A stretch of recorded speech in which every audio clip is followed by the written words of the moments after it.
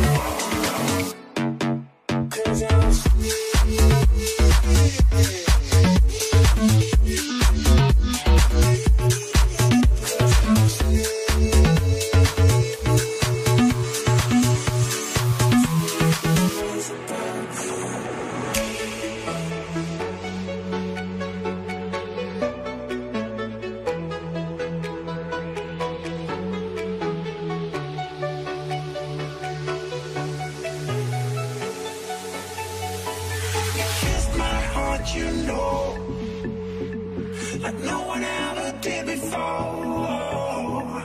And I heard he moved on. Yeah, I heard he moved on. 'Cause I'm sleepless about you. Sleepless about you. Oh, oh, oh.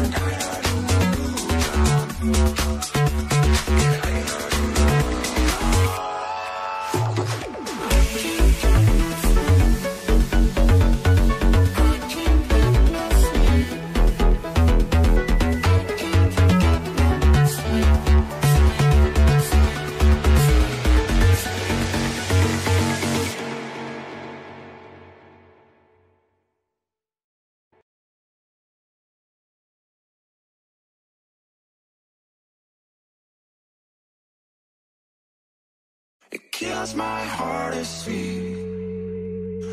It rises no longer on me. It's critical of me. You stop messing with me. It kills my heart to know you don't think this love could grow. 'Cause anywhere you go, you know I would follow. 'Cause I'm sleepless about you. Sleepless about you. Oh, oh, oh. Oh, oh. Sleepless about you.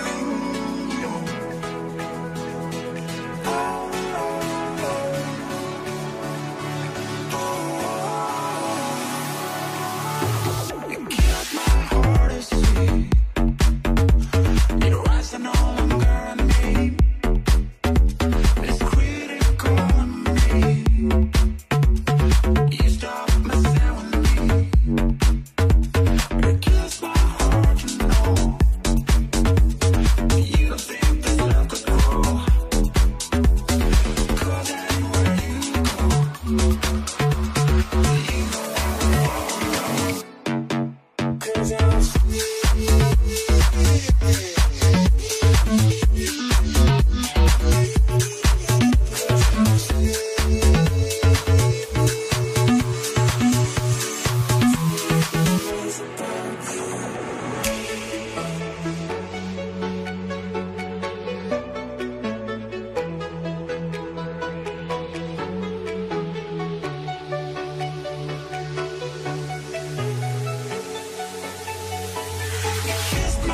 heart, you know, like no one ever did before. And I heard he moved on. Yeah, I heard he moved on. 'Cause I'm sleepless about you. Sleepless about you.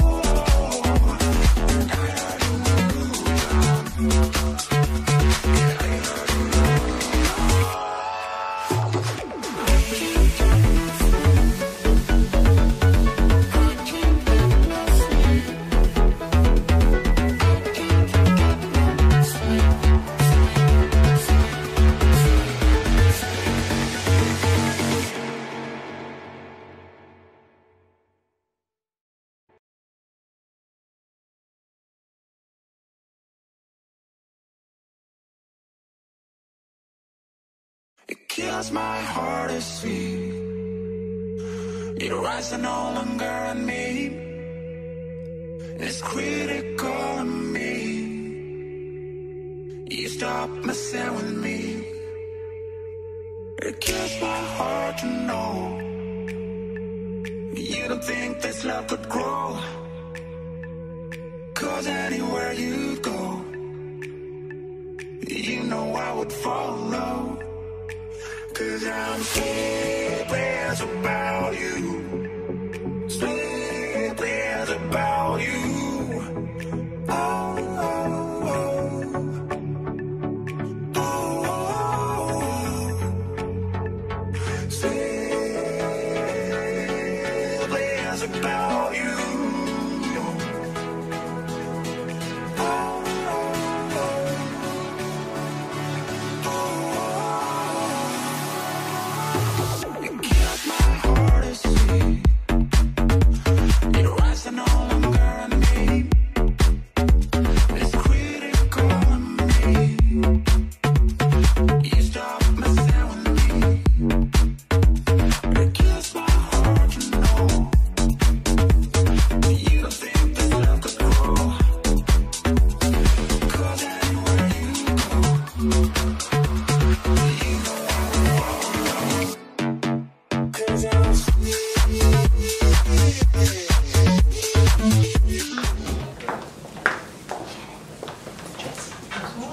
Bonjour, client.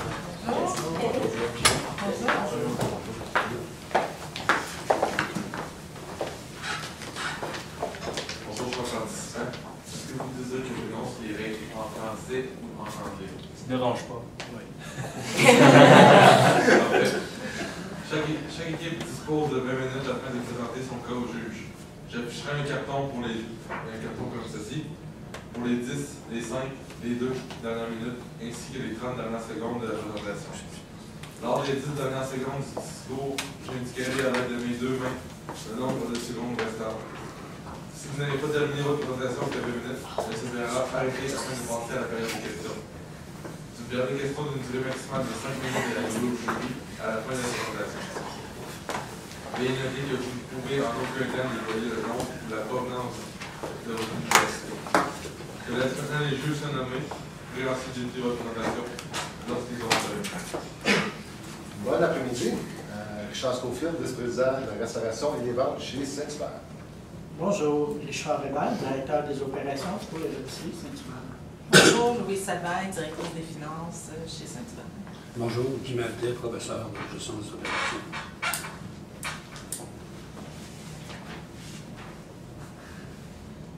This may sound simple, but one of my fondest childhood memories comes from the time I spent with my family in a Saint-Hubert restaurant. Something about the warm atmosphere and the excellent service really made it a special opportunity for me and my family. Unfortunately, my peers in Toronto and my peers down south in the States don't necessarily get to enjoy this wonderful experience that is a Saint-Hubert restaurant. And it's exactly this problem that myself and my team are here to talk to you about today. So hello, Saint-Hubert executives. My name is Jesse. These are my colleagues Gia and Shannon. We are JJS Consulting, Inc. And today we're here to propose a few solutions to the problems that we uncovered in analyzing the information that was given to us by your company. So today, just to run you through what I'd like to discuss, we will briefly cover a current situation. This current situation will serve as a basis for our mandate as consultants. The mandate will ultimately determine what our analysis is, and it will contextualize that information.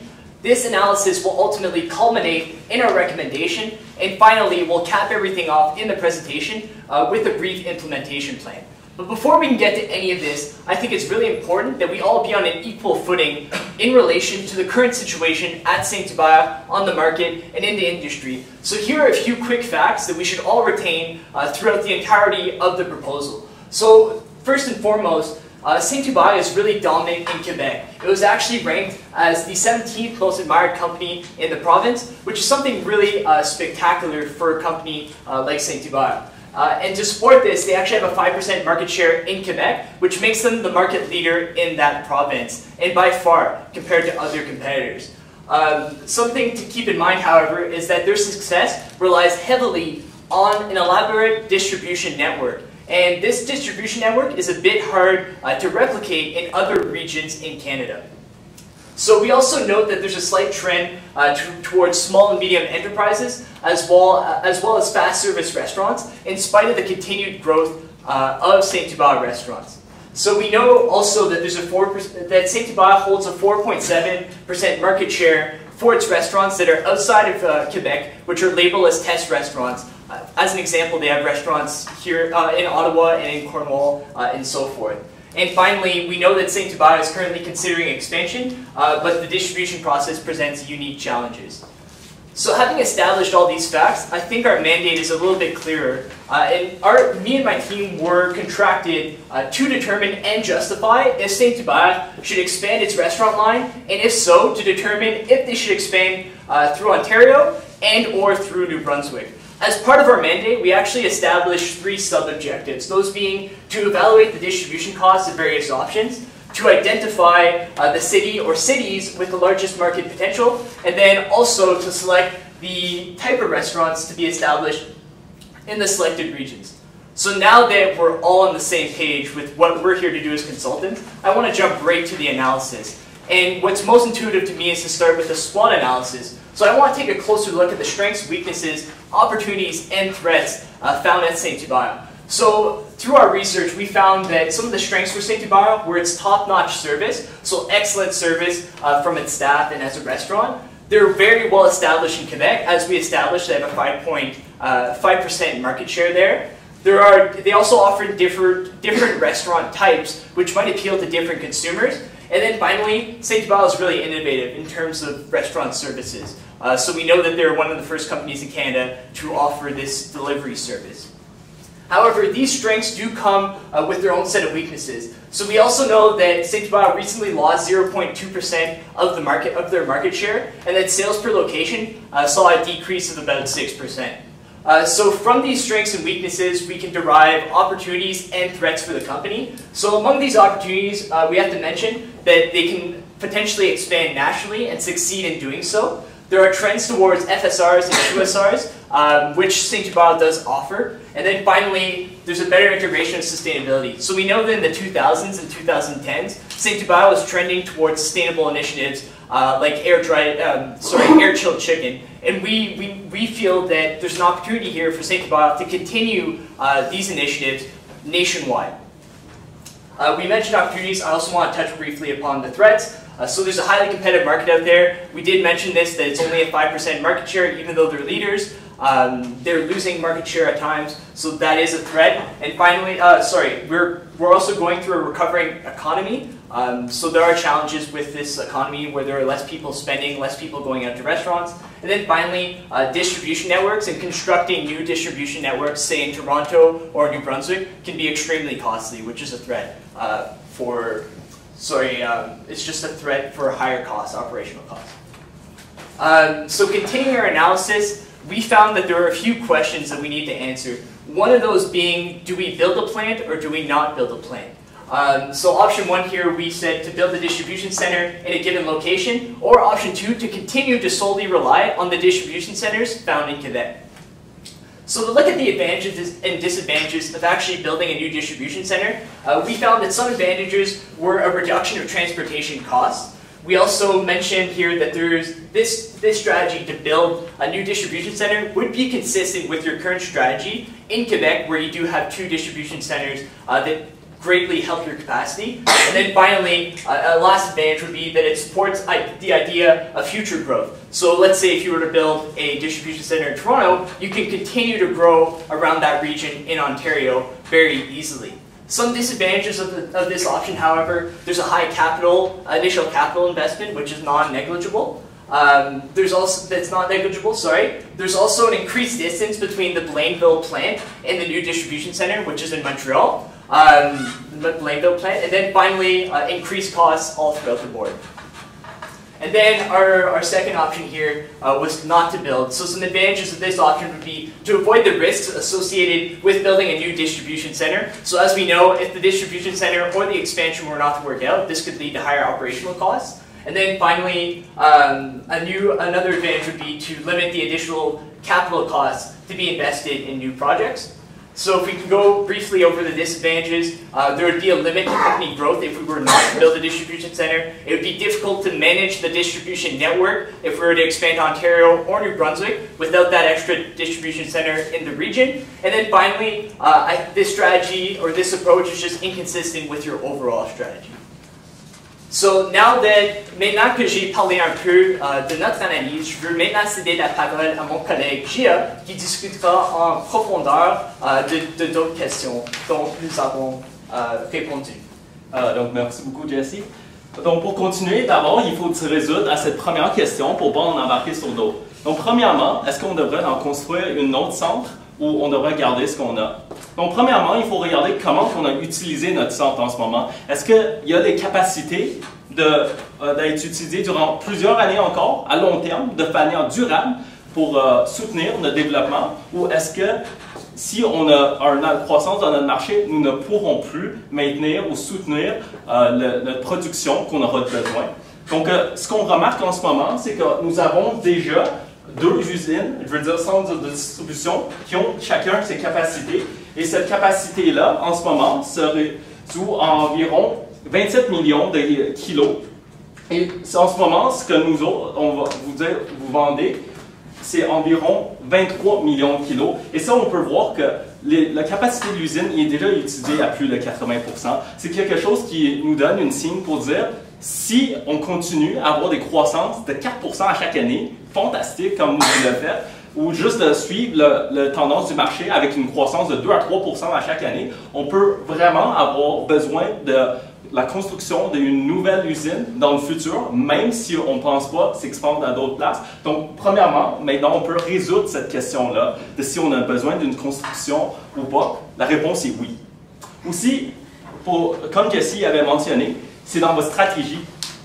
Votre stratégie, c'est vraiment de s'expandre dans tout le reste du Canada, puis ensuite aller aux États-Unis, même en Amérique du Sud. Donc, pour y arriver, nous ne pouvons pas juste rester au Québec. Nous pouvons rejeter le statu quo pour prendre un pas de devant et de faire des changements. Et c'est pour ça que nous soutenons cette première analyse. Ensuite de ça, vous nous avez cédé un deuxième mandat, c'est-à-dire, est-ce qu'on devrait aller ici en Ontario ou est-ce que nous devons aller en Nouveau-Brunswick? Mais tout de même, d'abord, nous allons analyser le statu quo. Donc d'abord, la situation initiale, c'est quoi ses avantages? On n'a pas de coût, on n'a pas de risque, c'est quelque chose qu'on connaît déjà, on sait très bien le marché québécois. Ensuite de ça, c'est que le marché québécois est quand même en croissance. On est capable de croître nos ventes. Et ensuite de ça, on peut voir qu'on peut prendre les initiatives que les PME ont faites on peut reprendre le part de marché qu'eux nous ont pris, puis aussi on peut reprendre le marché que Benico, eux, qui ont triplé leur part de marché, on peut le reprendre de cette partie-là pour se défendre sur notre propre territoire. Mais de l'autre côté, encore une fois, ce n'est pas vraiment aligné avec notre stratégie générale en tant qu'entreprise croissante à l'extérieur du Québec. Et ensuite de ça, on réalise que tantôt Jessie avait mentionné que la vente par succursale a descendu et que la vente globale qui a été soutenue, c'est vraiment avec le nombre d'ouvertures de succursales nouveaux. Donc, on dirait que le Québec, c'est un marché qui est déjà un peu saturé parce que nous avons déjà plus de 100 restaurants ici. Donc, c'est le temps d'aller explorer un nouveau marché. Ensuite de ça, on peut voir l'analyse des avantages et les désavantages du développement par l'Ontario. Donc, de un, nous avons déjà fait des tests en Ontario, ça a été un succès. Les gens ont eu des réceptions favorables envers nos restaurants. C'est un gros marché, il y a beaucoup de métropoles. Ici, à Ottawa, ou sinon à Toronto, nous avons des très très gros marchés avec beaucoup de potentiel, surtout pour un restaurant de chaîne alimentaire comme le nôtre, qui est basé sur le volume, où ce qu'on a un petit marge nette. C'est vraiment la vente par le volume qui va nous permettre de gagner un profit et de gagner un pourcentage de bénéfices. Aussi, on réalise qu'à Ottawa, même si c'est dans une autre province, c'est quand même à proximité de Montréal, donc l'approvisionnement va être relativement facile. Les désavantages, ce serait que la population anglophone de l'Ontario, même si en Ontario, il y a beaucoup de personnes bilingues, c'est une culture différente. Peut-être qu'il faudrait changer un peu notre stratégie et l'adapter à cette nouvelle culture. Puis l'autre chose, c'est que même si Ottawa, c'est une ville qui est à proximité du Québec, les autres villes ne sont pas nécessairement. Donc, il faudra peut-être considérer à construire une autre centre de distribution à Toronto parce qu'on en aura de besoin avec la demande qui est croissante. Ensuite de ça, la troisième option, c'est comme vous l'avez mentionné, le développement vers le Nouveau-Brunswick. Donc, c'est un marché qui est plus facile à cerner. Et c'est parce que c'est plus petit et c'est la seule province canadienne qui est bilingue. Donc, c'est déjà une culture plus semblable, c'est peut-être plus facile à rapprocher. Mais encore le même problème, il n'y a pas de centre de distribution ici. Et l'autre chose, c'est que c'est un petit marché. La population, c'est une fraction de ce qu'a l'Ontario. Donc, encore une fois, pour une entreprise qui vend par volume, nous croyons que c'est vraiment un désavantage pour nous d'aller en Nouveau-Brunswick. Donc, d'abord et avant tout, si on veut construire une nouvelle usine, une des choses qu'on veut voir, c'est que ce serait quoi les coûts d'aller à si on assume que le premier choix, c'est de suivre l'option d'aller en Ontario, puis le deuxième choix, c'est d'aller à Nouveau-Brunswick. Comme nous avons déjà dit tantôt, nous allons éliminer le statu quo. Donc, nous pouvons voir que si en ce moment, nous avons des demandes qui sont dépendamment de combien de restaurants additionnels qu'on veut établir, il y aura une demande totale qui sera basée sur ces chiffres-là, projetée dans 10 ans, basée sur les analyses de croissance, de pourcentage de croissance de restauration, de population, et aussi de croissance de votre marché. On peut voir c'est quoi la demande qu'il y aura d'ici 10 ans. Puis aussi, comment qu'on a obtenu la demande totale, c'est qu'on a pris la demande de ce que vous avez en ce moment, des restaurants à l'extérieur de Québec, divisé par le nombre de restaurants que vous avez, ce qui est un échantillon très représentatif de la réalité. Et ensuite de ça, nous ne voulons pas construire une usine sur juste 5 ans, on le veut sur 10 ans, parce que, comme dit, un développement durable doit être établi sur un démarche de long haine, donc c'est comme ça que nous allons faire notre planification. Et ensuite de ça, notre capacité d'ici 10 ans ne devrait pas être de 100%, mais plutôt de 85% de la demande. Donc on devrait avoir un 15% de capacité excédentaire pour absorber les saisonnalités, aussi les commandes excédentaires. Et ensuite de ça, si on considère tout ça en facteur, on peut obtenir la taille du centre de distribution, le nouveau qu'on veut construire, et à partir de là, avec le prix de la location, nous pouvons savoir quel est plus avantageux pour nous de construire le centre. Puis on peut voir que d'ici, c'est Nouveau-Brunswick, effectivement, c'est moins cher. Toronto, c'est beaucoup plus cher. Et ici, les demandes, c'est vraiment basé sur votre croissance de soit 15% à 20% dans le futur. Puis ensuite de ça, Ça, donc, on a vu c'est quoi les avantages et les désavantages de la construction de l'usine. On va voir vraiment c'est quoi les ventes. Donc, on peut voir que si nous construisons notre usine en Ontario, la vente sera beaucoup plus élevée. Les ventes seront faramineuses. Pourquoi? Parce que si on est capable d'obtenir seulement 5% du marché d'Ottawa et de Toronto, qui est les deux villes très importantes d'Ontario, nous pouvons vraiment avoir une vente qui est incroyable. En plus, nous allons majorer ces ventes de 4% à chaque année sur 10 ans parce qu'on peut voir que Saint-Hubert, il y a une croissance qui le soutient. Et de ce chiffre, nous prenons la marge d'exploitation moyen de l'Ontario, ce qui nous donne notre marge moyenne que vous allez réaliser d'ici 10 ans en Ontario versus ce que vous allez réaliser en Nouveau-Brunswick. Et vous pouvez voir la différence, ça vient vraiment de la population. Puis ensuite de ça, la dernière chose, on va regarder les coûts de transport. Assumons que nous prenons toute la capacité que nous avons pour transporter nos articles. Le coût de transport il est clairement plus élevé à Toronto, que ce soit par camion ou par camion double. C'est vraiment beaucoup plus élevé. Mais on peut voir que comparé au gain qu'on va faire, c'est un coût relativement moindre. Donc, now that we have analyzed everything and went through the options, we're going to give you a recommendation, which is going to be presented by Shannon. Awesome. Thanks, Gia. So, as Gia said, we're going to go over what we recommend to you, Saint-Hubert. So firstly, we do obviously recommend that you expand through Ontario.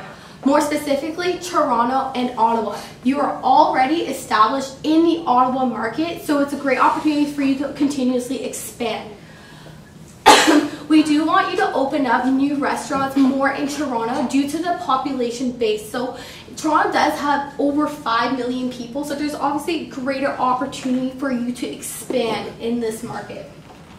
In addition, we do want you to build a new distribution center in Toronto. And the reason for this is that we will save money by, with transportation costs by building this new center to a closer region to more restaurants. So we want the Ottawa restaurants to focus more on the Toronto, on the Montreal distribution center, and the Toronto restaurants to concentrate on the Toronto distribution centers.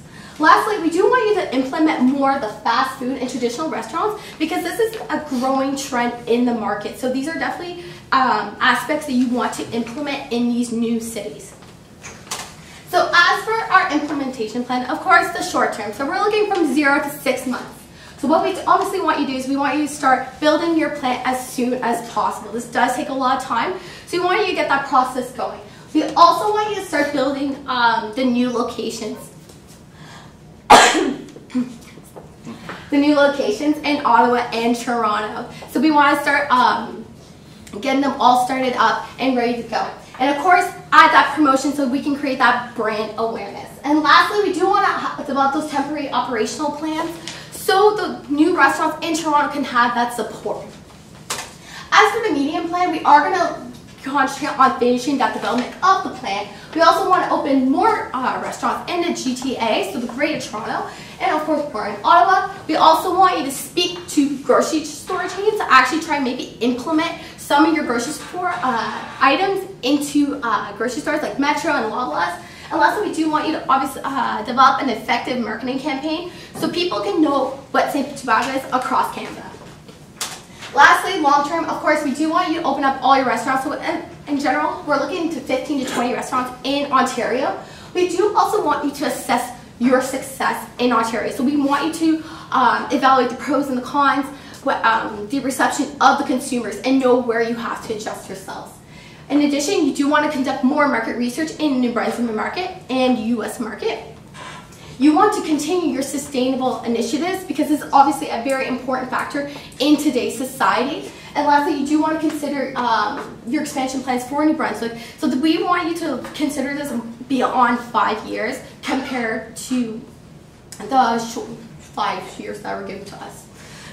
So all in all, we managed to achieve our mandate, which was to determine whether you should expand your business throughout Ontario and New Brunswick. And we did this by evaluating distribution costs and options, by identifying the cities that had the greatest potential, and lastly, by determining what kind of restaurants would be most suitable for you.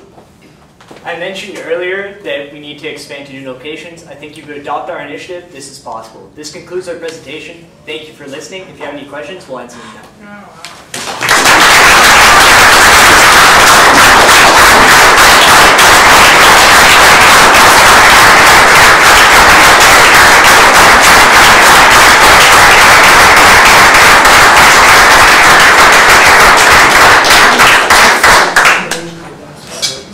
Talking about 15 to 20 restaurants.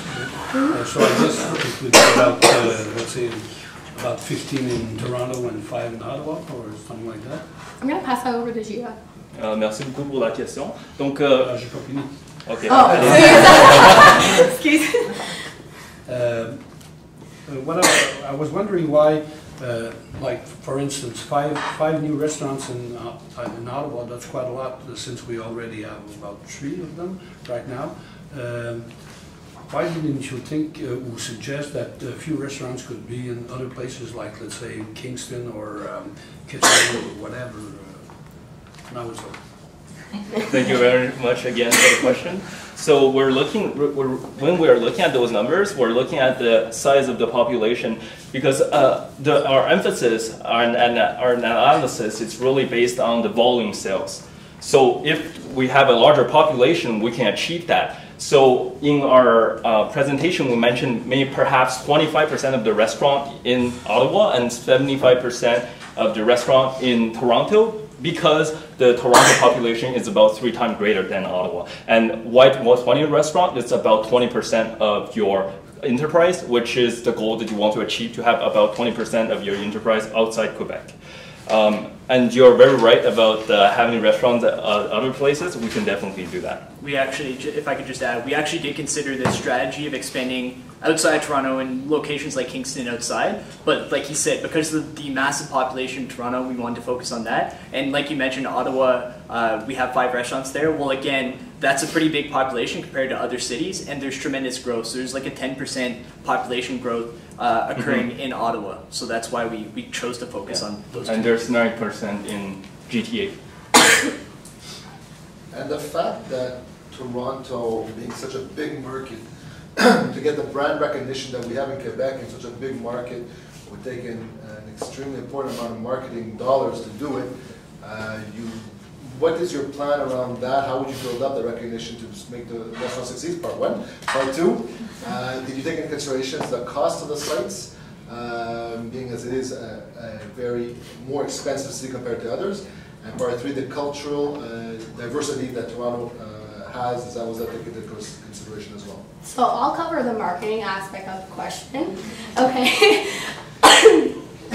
So for getting that attention, doing events around the area, like conventions and stuff, where you can actually give out free samples to the consumers, and they can try and be like, oh, what is this? This is Saint-Hubert. And then they can find out more information. Stuff like that and sponsoring events builds your recognition. People are going to know what Saint-Hubert is. Another way is obviously by doing promotional campaigns, of course, like television, newspaper ads, and all these kind of incentives. There's always those events that you can also sponsor and put your brand out there so people can know who Saint-Hubert is. And in the city of 100,000 people, I understand, but to get the notice in a city of 5 million? Well, 5 million, obviously we're not going to say, hey, 5 million people come to Saint-Hubert, right? So you start small and we build. So we want to spread a positive word of mouth based on your past history, your innovative ways, and your great experience that you offer to your customers. And that's what we want to communicate to the customers. Maybe if I could tackle some of the other questions. So we actually did account for Moncton and New Brunswick being maybe a bit more culturally similar to Quebec since they're bilingual. And we did acknowledge that Toronto has a really diverse culture. But I think when it came down to the numbers and the potential to succeed in Toronto and make a lot of money and succeed, that was the more attractive option than Moncton, which it's not growing as quickly, it's not quite as big, which is why we wanted to go to Toronto. You show potential sales of $2 billion in 10 years. If we attain 5%, I would quickly a slide to catch everything. How many restaurants will you? No, I think you went past it. Yeah, that one. Yeah. So that's within 10 years, potential. How many restaurants would you have in mind with those sales? So we're looking at 5% of the market. To cover 5% of the market, we might need more than 20 restaurants. But if we can get to cover that 5%, which is the goal of Saint-Hubert, that's the money we can make. That's really the money we can make because now, 10 years from now, Rien des questions, mais okay.